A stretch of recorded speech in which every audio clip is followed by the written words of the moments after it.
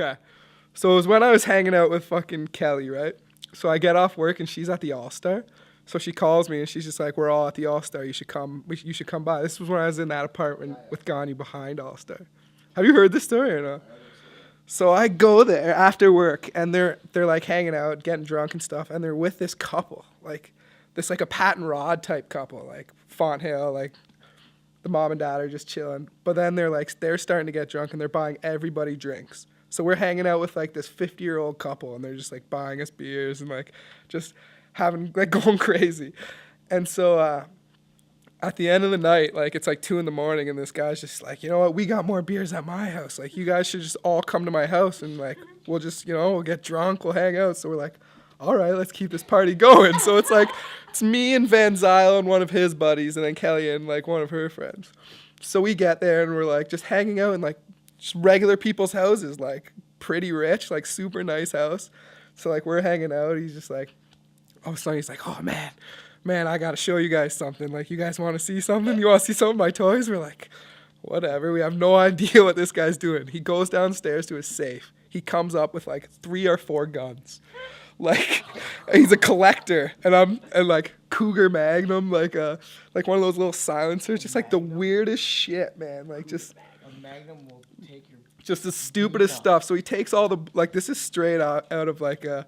Like, this could have turned bad for sure, but, like, he took all the bullets out and stuff, so we're just running around being assholes. And then out of nowhere, he's like, you want to shoot those, don't you? We're like, yeah, we want to shoot them.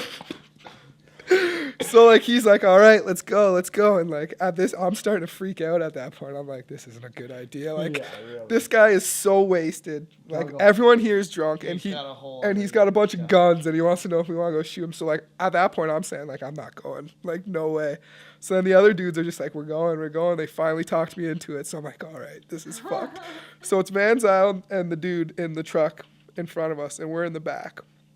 So we go like way out into the middle of the country and we all get out of the car and he's just like, we're all walking into like this field. And like, I pretty much thought that the guy was going to like, be like, all right, this is what you do. Like this, you gotta do this. But it wasn't. Like as soon as we walked out, he just right into the air, then passed it to you. And you're like, what the fuck?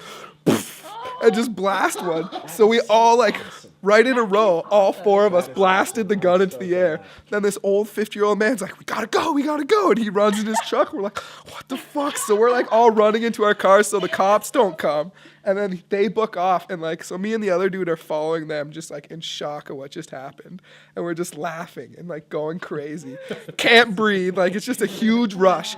All of a sudden, all I see out the window of the truck is Van Zyl's arm goes out and just blasts like 3 rounds into the air, and I was just in complete shock of what was going on. And then that was it. And then I went home, and then the next day I woke up, and I was just like,